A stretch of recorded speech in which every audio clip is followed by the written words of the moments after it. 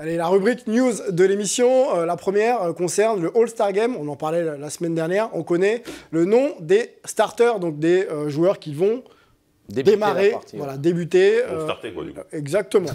Merci de la traduction. L'émission va être longue.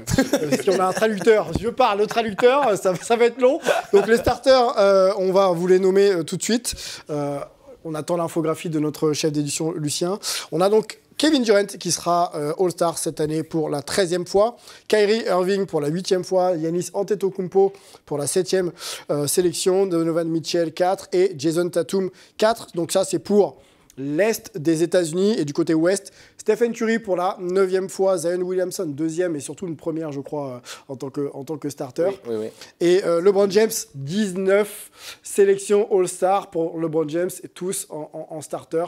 Il égale un certain Karim Abdul-Jabbar, Nikola Jokic pour 5 et Luka Doncic donc pour 4 sélections All-Star. Belle brochette quand même. Il y a quand même, c'est même plus du lourd là c'est stratosphérique, c'est du level Avengers, Thanos pour ceux qui comprennent la référence. On rappelle peut-être un peu le système de sélection et la répartition surtout des voix. 50% des voix sont attribuées aux fans, 25% aux joueurs et 25% aux médias. Donc les médias américains et même du monde entier, parce que certains confrères votaient aussi en France. Les joueurs votent et donc les fans également votent. Donc ça donne le 5 que vous venez de voir. La répartition à front courte, back courte, donc les arrières et on va dire les plus grands, intérieurs et ailiers. Il n'y a plus de position pure, il n'y a plus meneur, arrière, ailier et autres. Maintenant, ils ont un peu regroupé les extérieurs et les intérieurs. Il y a un nom qui manque à l'appel. On a mis ça de côté, c'est Joel Embiid, le futur français, peut-être français, qui n'est pas donc sélectionné dans le 5 de l'Est. Question un peu collégiale à vous, on va commencer par Mélissa. Est-ce que l'absence de Joel Embiid en tant que starter All-Star te surprend ? Un petit peu, même si on a souvent l'habitude qu'il puisse y être. Pour moi, il est légitime. Honnêtement, on ne va pas se mentir. Embiid, c'est pas aujourd'hui, c'est pas hier, c'est quand même il est constant dans ses performances. C'est quelqu'un qu'on ne peut pas mettre de côté aujourd'hui au NBA. Après, bon, c'est de se dire à la place de qui. C'est juste là la question, mais honnêtement, il mérite sa place. Il mérite. S'il devait starter aujourd'hui, ça ne serait pas entre guillemets un flop, ça serait légitime par rapport aux performances. On va justement lancer quelques stats. Tu parlais de la légitimité de Joel Embiid. Il fait un match contre le double MVP en titre, Nikola Jokic, récemment, et les stats s'affichent. 47 points, 18 sur 31 au tir, 5 passes, 18 rebonds face à Nikola Jokic. Il est légitime. Légitime. Comment on explique, messieurs et Fred, peut-être son absence ? On sait qu'on l'a dit, les médias votent, les fans et les joueurs. Est-ce que ça en dit long un peu sur ce qu'il représente au sein même de sa corporation qu'est la NBA ? Donc je pense que c'est déjà compliqué le système de vote. Le front court, back court, c'est un peu compliqué. On n'a pas envie de voir ça, on a envie de voir les meilleurs joueurs sur le terrain. Je pense que je ne me trompe pas si je dis que c'est la première fois que le meilleur marqueur de la NBA n'y est pas. Et ça, c'est quand même plutôt choquant. Je suis désolé, moi, j'ai rien contre Kyrie Irving ni Donovan Mitchell, mais je préfère voir un Embiid qui me paraît plus légitime. Alors Kyrie Irving, c'est un magnifique joueur, surtout quand il ne parle pas.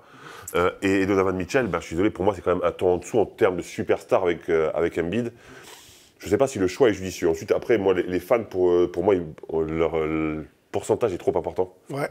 Je pense qu'on leur donne trop de poids. 33 pour que ça soit plus équilibré, pour qu'il y ait plus de chances pour tout le monde. Parce que pour les joueurs, il est 3e.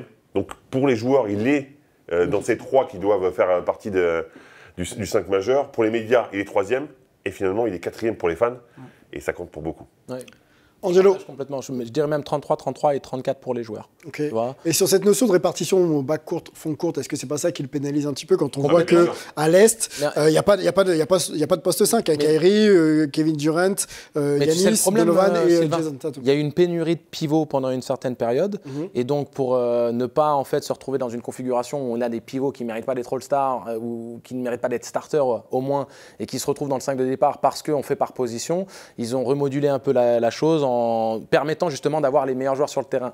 Et en fait, quelque part, tu as le revers de la médaille qui maintenant se produit. Il n'y a pas, pour moi, il n'y a pas d'injustice. Il n'y a pas de bon équilibre. Non, c'est très compliqué. C'est très compliqué. Parce que admettons qu'il y ait 5 pivots qui deviennent majeurs et qu'ils soient élus les 5 pivots, ça veut dire que tu commenceras avec 5 pivots. C'est ça. C'est quoi l'intérêt du jeu ? Donc c'est ça. Donc ils ont essayé de faire au mieux. Et malheureusement, c'est Joel Embiid qui en pâtit parce que les 3 qui sont devant lui, Giannis, Durant et Tatum, à sa position entre guillemets, ils sont légitimes aussi. Parce que tu imagines, tu sors Kyrie du 5. T'as pas un seul vrai créateur. Mais dans ce que Fred dit, il est légitime sur le fait de dire qu'aujourd'hui on met Mitchell avant. On peut récompenser par rapport à la saison qu'il est en train de faire, c'est sûr, mais d'enlever Embiid, là, je trouve que c'était injuste. Et il a raison sur le fait de dire quand même on donne beaucoup trop de votes. Enfin, le pourcentage de votes pour les fans, c'est trop élevé. Ce qui est important, c'est qu'il finit les matchs. Hein. Et pour moi, tu vois, le starter, on lui donne. Pas forcément. Non, mais dans la culture du basket, je sais que c'est le All-Star Game. Et pour le joueur, on sait qu'on a des bonus quand on commence aussi, hein, par rapport à des contrats aussi. On comprend. Démarrer le All-Star Game, ça peut apporter c'est le coup quelque dur. chose. Moi, je pense que c'est le coup dur. Surtout quand tu filmes tes meilleurs marqueurs de la NBA.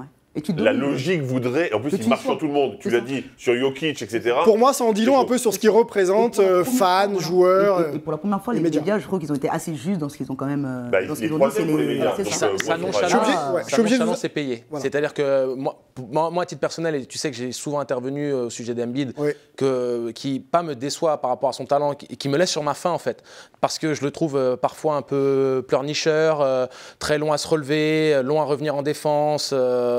Moi, toute ma vie, j'aurais rêvé d'être un pleurnicheur à 33,8 points de moyenne. Non, mais tu vois, c'est ça le paradoxe. Un mot sur un autre oublié, excusez-moi, je reprends. Vous êtes très bavard aujourd'hui. On va être du côté de la conférence Ouest. On en parlait en off avec Mélissa. Ja Morant n'est pas dans le 5. Ja Morant, qui a aujourd'hui une chaussure à son nom, avec un sponsor bien connu, arrive, je crois, 3e des guards. Donc il est derrière Steph, derrière Luka Doncic. Est-ce que t'es surprise de Surprise, non, parce que les joueurs qui sont là le méritent tout autant. Oui. Mais par rapport aux performances même plus, je suis tout à fait d'accord. Mais par rapport aux performances et à ce qu'il est en train de produire, pareil, c'est te concentre parce que je trouve que c'est ça qui est important. Les joueurs, c'est Steph Curry et Luka Doncic. Voilà, on peut avoir une saison où on brille plus ou moins, mais là, il est en train vraiment de donner une dynamique assez nouvelle. C'est la nouvelle image. C'est hyper funky, là, c'est hyper. Sauf que dans les votes, les deux devant sont devant. Par contre, moi, on n'a pas parlé de Jaylen Brown. Je suis désolé, moi je préfère Jaylen Brown Mitchell par exemple que Mitchell par exemple. Je suis d'accord. Tout à fait d'accord aussi. Une conséquence peut-être du vote des fans. Exactement. Avançons, les remplaçants seront nommés jeudi prochain. Juste pour vous, en un mot, quel joueur doit absolument être sur le banc de chaque conférence? On va pas aller sur tous les joueurs. Je mettrais Embiid peut-être, mais j'hésite. Bon, ça c'est sûr. Est-ce que Fred, Angelo? Jaylen Brown, il doit être récompensé, il est monstrueux, et il est absolument indissociable. Ce binôme-là de Boston qui les mène en tête, donc il y sera. Un joueur peut-être border, on parlait de Shai Gilgeous-Alexander. Est-ce qu'il faut absolument qu'il s'assoie sur le banc de l'Ouest? Il le mérite.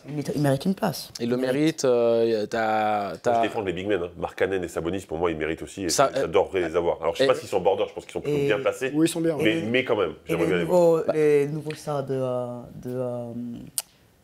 Non, il mérite. Alexander mérite. Ouais, et puis même tu vois, il y a beaucoup de joueurs cette année parce que le vrai problème à Liberton, tu as De'Aaron Fox qui mérite. Et ce qui se passe, c'est que tu as des équipes comme Sacramento qui surperforment vis-à-vis des attentes en préambule de la saison. Et derrière, tu as une telle homogénéité au sein de la ligue où tu as énormément d'équipes qui se jouent à 1 ou 2 matchs et tu as beaucoup d'individualités très très fortes qui performent, qui ont des superbes statistiques, des joueurs qui surprennent, qui ont fait une vraie progression et qui ont une légitimité dans leur prétention de All-Star. Et j'ai peut-être envie de dire que c'est pour les réserves, c'est peut-être l'année la plus compliquée pour élire. Il y a toujours, tu sais, pour le 11e, 12e homme, il y a toujours 3-4 candidats. Mais là, tu as une quinzaine de mecs par conférence qui peuvent quand même... C'est vrai, on n'en parle pas. On n'en parle pas. Mais le problème, c'est que je trouve que c'est pour le statut. Bon, on va attendre. Pour moi, c'est Damian Lillard. Damian Lillard, il est automatique.